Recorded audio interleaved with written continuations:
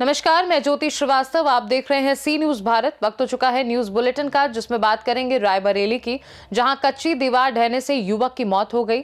आगे बात करेंगे रीवा की, जहां आगामी नववर्ष की सुरक्षा व्यवस्था को देखते हुए एसपी ने शहर भ्रमण कर सुरक्षा यातायात व्यवस्था का जायजा लिया। ऐसी तमाम खबरों पर विस्तार से करेंगे चर्चा। बदायूं से खबर है, जहां बीती 19 दिसंबर से लापता नाबालिग युवती का छत विछल शव गांव के पास मिलने से हड़कंप मच गया। मौके पर पहुंची वजीरगंज पुलिस ने शव को कब्जे में लिया। पुलिस ने घटनास्थल को सील कर जांच पड़ताल शुरू की। सूचना पर सीओ बिसौली भी मौके पर पहुंचे। सीओ बिसौली ने घटनास्थल का गहन निरीक्षण किया। सीओ बिसौली ने पुलिस को हर पहलू से जाँच करने के निर्देश दिए। पुलिस ने शव को कब्जे में लेकर पोस्टमार्टम के लिए भेजा। वहीं वजीरगंज थाना क्षेत्र के लहरा लालपुर गाँव का मामला है। आज दिनांक 29 दिसंबर को थाना वजीरगंज के अंतर्गत लहरा लालपुर में एक लड़की का संदिग्ध परिस्थितियों में शव मिला है। इस संदर्भ में पंचायतनामा भरवा करके बॉडी को पोस्टमार्टम हेतु भेजा गया है। वरिष्ठ अधिकारियों द्वारा घटनास्थल का निरीक्षण कर लिया गया है। अन्य विधिक कार्रवाई प्रचलित है। बदायूं से सी न्यूज संवाददाता अभी की रिपोर्ट। भंडारा से लोकतंत्र को झकझोर देने वाली खबर सामने आई है। नगर परिषद चुनाव में मतदान तो हुआ, लेकिन ईवीएम में उम्मीदवार का नाम ही गायब था। इसके बावजूद चुनाव परिणाम घोषित कर दिए गए। राष्ट्रवादी कांग्रेस की उम्मीदवार करुणा राउत का नाम ईवीएम में नहीं था। हैरानी की बात यह रही कि ना तो उम्मीदवार का विकल्प था और न ही नोटा, जिससे जनता में भारी आक्रोश फैल गया। सोमवार 29 दिसंबर को भाजपा को छोड़कर सभी राजनीतिक दल सड़कों पर उतर आए। हजारों लोगों का जन सैलाब हुतात्मा स्मारक से त्रिमूर्ति चौक तक निकाला गया। प्रदर्शनकारियों के नारे थे कि आज उम्मीदवार गायब, कल मतदाता गायब, ईवीएम नहीं लोकतंत्र की शव पेटी है। प्रमुख मांगों में ईवीएम से कराए गए भंडारा नगरपालिका चुनाव को रद्द करने, बैलेट पेपर से पुनर्मतदान, दोषी अधिकारियों पर कार्रवाई और स्वतंत्र जांच की मांग शामिल है। चेतावनी दी गई कि यदि मांगे नहीं मानी गई तो 12 जनवरी 2026 को पूरा भंडारा बंद रखा जाएगा। सवाल अब बड़ा है कि क्या ईवीएम में लोकतंत्र सुरक्षित है। भंडारा से सी न्यूज संवाददाता निश्चल योनोरकर की रिपोर्ट। रायबरेली जनपद के डी थाना क्षेत्र अंतर्गत पूरे जालिम मजरे रोखा गांव में एक दर्दनाक हादसा हुआ। गांव में स्थित एक कच्ची दीवार अचानक भरभरा कर ढह गई, जिसके नीचे आकर अरमान पुत्र वल्लन की दबकर मौके पर मौत हो गई। घटना के समय अरमान दीवार के पास मौजूद था और किसी को संभालने का मौका तक नहीं मिला। हादसे के बाद चीख पुकार मच गई। आसपास मौजूद ग्रामीणों ने तुरंत मलबा हटाकर अरमान को बाहर निकाला, लेकिन तब तक उसकी मौत हो चुकी थी। सूचना मिलते ही ढी थाना पुलिस मौके पर पहुंची और स्थिति का जायजा लिया। पुलिस ने शव को कब्जे में लेकर आवश्यक पंचनामा कार्रवाई पूरी की और पोस्टमार्टम के लिए भेज दिया। बताया जा रहा है कि दीवार काफी पुरानी और जर्जर हालत में थी, जिससे ये हादसा हुआ। अचानक हुए इस हादसे से गाँव में शोक की लहर है। परिजनों का रो रो कर बुरा हाल है और पूरे गाँव में मातम पसरा हुआ है।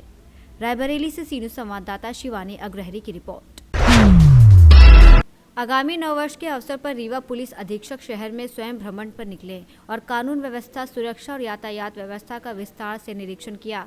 नए साल के जश्न को देखते हुए प्रमुख सड़कों, चौराहों, बाजार क्षेत्रों, होटल, ढाबों, बस स्टैंड और रेलवे स्टेशन सहित कई भीड़ भाड़ वाले स्थानों पर पुलिस तैनाती की समीक्षा की गई। इस दौरान रीवा एसपी शैलेंद्र सिंह चौहान ने स्पष्ट चेतावनी दी कि शराब पीकर वाहन चलाने वालों की खैर नहीं। ड्रिंक एंड ड्राइव के मामलों में सख्त कार्रवाई के निर्देश देते हुए चेकिंग पॉइंट बढ़ाने, रात्रि गश्त तेज करने और नियम तोड़ने वालों पर तत्काल चालान, वैधानिक कार्रवाई करने के आदेश दिए गए। साथ ही helmet, seat belt, over speed और गलत दिशा में वाहन चलाने पर भी सख्ती बरतने को कहा गया। निरीक्षण के दौरान आम नागरिकों से संवाद कर सुरक्षित और शांतिपूर्ण तरीके से नववर्ष मनाने की अपील की गई, ताकि शहर में शांति, सुरक्षा और यातायात व्यवस्था सुचारू रूप से बनी रहे। देखिए, जैसा आप सभी की जानकारी में है कि नया साल जो है वो लोगों के द्वारा मनाया जाता है और आजकल परसों जो है वो सामान्य रूप से लोग इसको सेलिब्रेट करते हैं, लेकिन उसमें कई बार ऐसा होता है कि वो नशे का सेवन करके, नशीले का सेवन करके जब वो गाड़ी चलाते हैं, वाहन चलाते हैं, तो उसमें कई बार दुर्घटनाएं घटित होती हैं, जिसमें लोगों घायल भी होते हैं और कई बार लोगों की मृत्यु भी होती है। तो इस अवसर पर हमारा ये प्रयास है कि लोगों को अधिक से अधिक मोटिवेट करें और उनसे ये मैसेज करें कि वो शराब का सेवन किए बिना गाड़ी चलाएं और कहीं भी ऐसी परिस्थिति में ना रहें कि जिससे कोई दुर्घटना घटित हो जाए, खुद को चोट ना लगे, ना किसी और को हमारी वजह से चोट लगे। पर इसके साथ साथ जो हमारे पुलिस वाले हैं वो भी अपने ब्रेथ एनालाइजर वगैरह लेकर विभिन्न चौराहों पर तैनात हैं। वो भी जो लोग गाड़ी चला रहे हैं उनकी चेकिंग कर रहे हैं। अगर कोई व्यक्ति ऐसा है जो शराब के नशे में गाड़ी चलाता हुआ पाया जाएगा तो उस पर पुलिस के द्वारा जो है वो कठोर दंडात्मक कार्रवाई जो है वो की जाएगी। इस पूरे हमारे अभियान में जो हम अभी अगले 2-3 दिन के लिए हम जो चला रहे हैं उसमें हमारे साथ कई संगठन हैं। जैसे आप देख रहे हैं कि हमारे साथ पूर्व सैनिक संगठन भी हैं, इनके भी लोग हमें सपोर्ट कर रहे हैं। तो ऐसे हम लोग विभिन्न चौराहों पर जो है सभी जगह पुलिस को तैनात किया है और हमारा यही प्रयास है कि जो ये नया साल है ये सभी के लिए जो इसका त्योहार जो लोग मना रहे हैं वो खुशी के साथ इसको मनाएं और किसी की खुशियों में कोई अवरोध उत्पन्न ना हो, यही हमारा प्रयास रहेगा। वर्ष के आखिरी दिन क्या तैयारियां की गई है, क्योंकि उसमें ज्यादातर लोग नशे में रहते हैं? देखिए वही है, हम लोग इसीलिए कल से ही हम लोगों ने अपनी सभी जगह इस चेकिंग को काफ़ी अच्छे और सुदृढ़ तरीके से इसको हम लोग कर रहे हैं। और इसके साथ साथ हम लोग जो इम्पोर्टेंट पॉइंट्स हैं वहाँ पे बैरिकेडिंग भी करेंगे कि जब लोग आते हैं तो प्रॉपर उनकी चेकिंग होके जाए।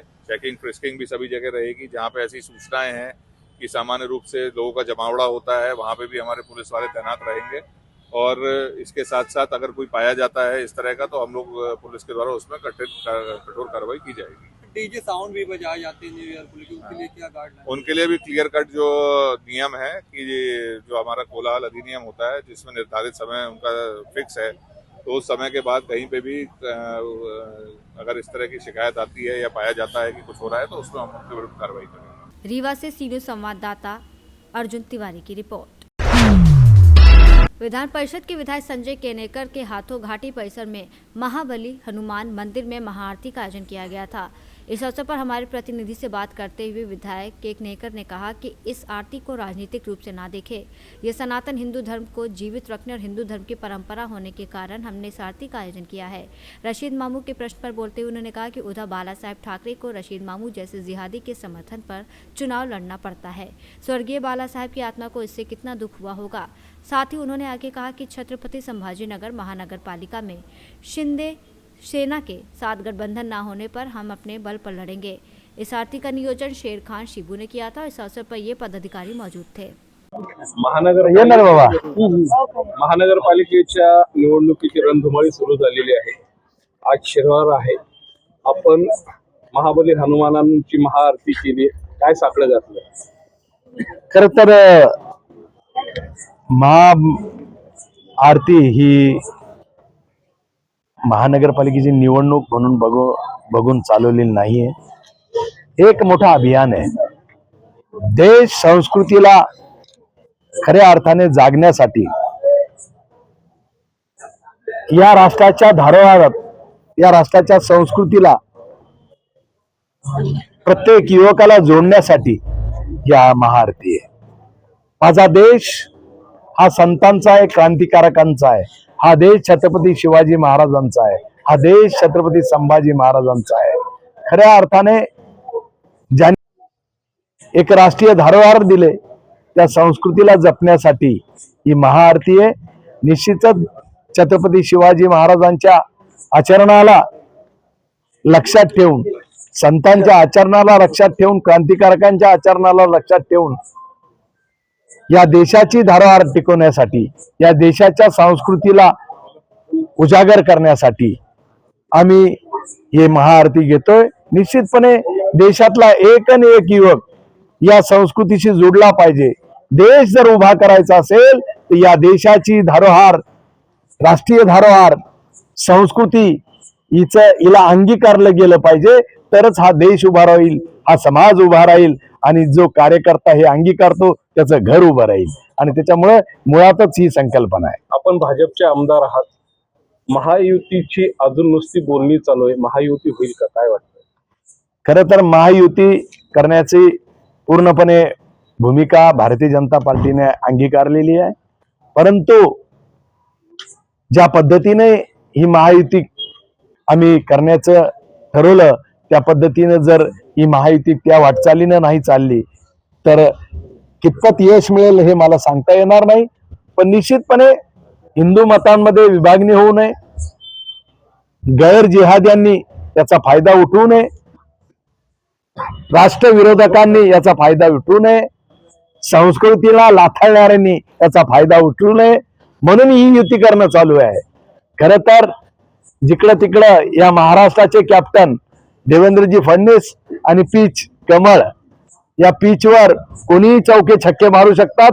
म्हणून भारतीय जनता पार्टी आज मजबूत असा पक्ष आहे आणि त्यामुळे एकमेव पक्ष आहे जो की राष्ट्राच्या सांस्कृतिक धारवाला घराघरापर्यंत नेण्याचं काम करतोय. आज माजी महापौर रशीद मामूंनी पत्रकार परिषद घेतली आणि त्यांनी असं वक्तव्य केलं, मी एवढा मोठा झालोय का भाजपला माझ्या नावाचा उपयोग करून सगळी निवडणुकीला सामोरे जावं लागतंय. खर तर दुर्दैव वाटतं त्या उभाटाचं की एका लँड जिहाद्याला महापौर असताना या शहराची जमीन ज्यानं खाल्ली, गरिबांच्या प्लॉट ज्यांनी खाल्ले, त्यांचा सहारा या उभाटा शिवसेनेला घ्यावं लागतं. हे दुर्दैव आहे. बाळासाहेबांच्या आत्म्याला किती दुःख होत असेल वरती.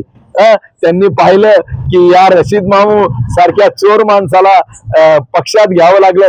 पक्ष जिवंत ठेवण्यासाठी तुम्ही कोणाकोणाचा सहारा घेणार? राष्ट्रद्रोह्यांचा, जे संस्कृतीला लाथाळताना जे हिंदुत्वाचे विचार मातीत गाडण्याचं स्वप्न पाहतात त्यांना जर तुम्ही अंगीकारलं तर निश्चितपणे ही छत्रपतीची संभाजीनगरची जनता तुम्हाला मातीत गाडल्याशिवाय राहणार नाही. छत्रपति संभाजीनगर से सीनियर संवाददाता उमेश पठाने की रिपोर्ट। खबर सीहोर से है, जहां बता दें इछावर में बड़ी मात्रा में विस्फोटक लेकर जा रहे युवक की बाइक में विस्फोट हुआ। चलती बाइक में ब्लास्ट हुआ, चालक के परखच्चे उड़ गए, युवक की मौत हुई। घटनास्थल पर ही मौत हो गई। बता दें इछावर पुलिस सीहोर जिले के इछावर थाना क्षेत्र के रामनगर गांव का मामला है। जानकारी के अनुसार रविवार को चलती बाइक में अचानक ब्लास्ट हुआ, बाइक भी खाक हो गई। मैं बता दें कि इछावर आशा रोड के बीच ये हादसा हुआ। पुलिस जांच कर रही है, साथ ही मृतक बाइक चालक की पहचान की जा रही है। सीहोर से सीनियर संवाददाता रजनी राय की रिपोर्ट। न्यूज बुलेटिन में फिलहाल के लिए इतना ही। देश और दुनिया की बाकी खबरों को जानने के लिए आप देखते रहिए सी न्यूज भारत।